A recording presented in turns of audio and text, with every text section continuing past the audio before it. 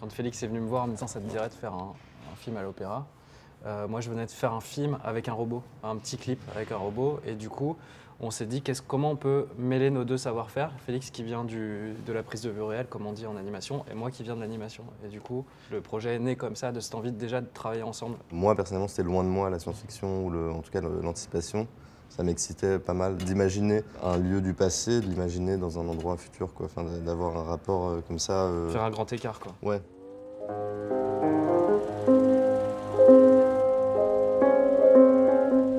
Ce qui m'intéressait, c'était de travailler toute cette mythologie d'une histoire, là, de cette danseuse, d'un metteur en scène qui était amoureux d'elle. C'était la première représentation de leur dernier spectacle, et l'humanité est tombée ce jour-là.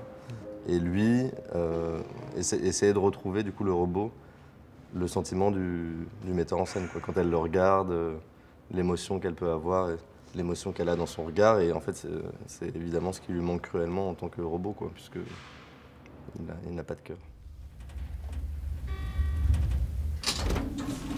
Et donc scénaristiquement, on s'est dit ce serait bien un robot qui continue de faire tout ce qu'il devait faire pendant qu'il y avait les humains.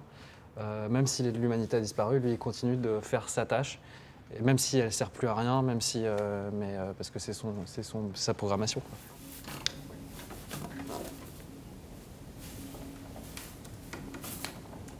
Par rapport à la danse, pour reprendre un peu la genèse du projet, il y avait l'idée que les danseuses, elles essaient d'être parfaites, au sens où elles s'entraînent, elles répètent indéfiniment un geste pour faire le geste parfait.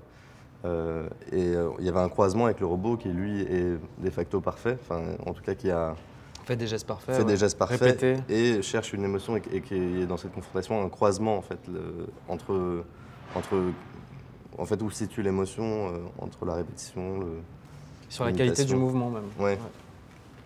C'est pour ça qu'on a pris une séquence de répétition et pas forcément une séquence de ballet pour la séquence en question. C'est-à-dire qu'il fallait qu'il y ait une erreur, parce que ce qui lui plaît à lui, c'est l'erreur au robot. C'est ce qu'il peut pas faire en fait.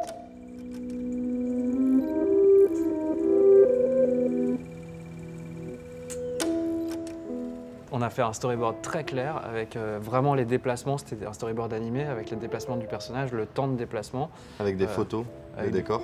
Après Hugo il dessinait en fait par-dessus, en noir, juste des esquisses, des mouvements, mais pour un peu avoir le timing. Et après on a bruité un peu pour se dire est-ce que c'est vivant, dynamique, pour avoir les points de coupe et tout ça. Donc on avait un film déjà, moche, mais on avait déjà un film. Et après là-dessus on a tourné, donc on avait une sorte de plan de travail avec les contraintes du lieu. Toute la journée c'est quasiment impossible de tourner à Garnier, donc on a tourné la nuit, quasiment tout le temps, minuit, 9h. Félix a fait un gros document comme ça de comment se déplacer en moins de temps possible dans les lieux pour enregistrer le maximum. Donc on avait les temps de trajet entre les endroits, les trucs comme ça. Et en fait, après, la technique, c'est que c'est un robot en 3D qui est créé, qui existe à 360 degrés, qu'on peut tourner, tout ça. Qu'après, il faut animer.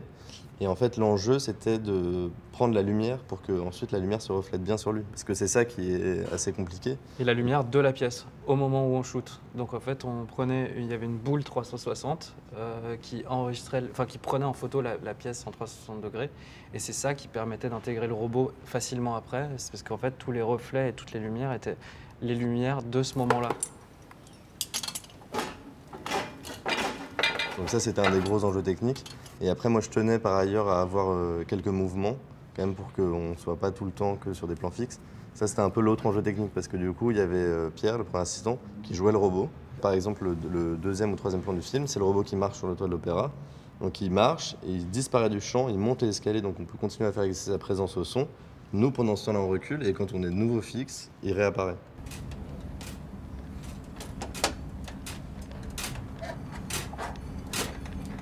Les derniers à la fois avoir grandi à l'adolescence avec l'avènement des réseaux sociaux, de la technologie, en même temps avoir joué avec des bouts de bois et pas avec des iPhones et tout ça.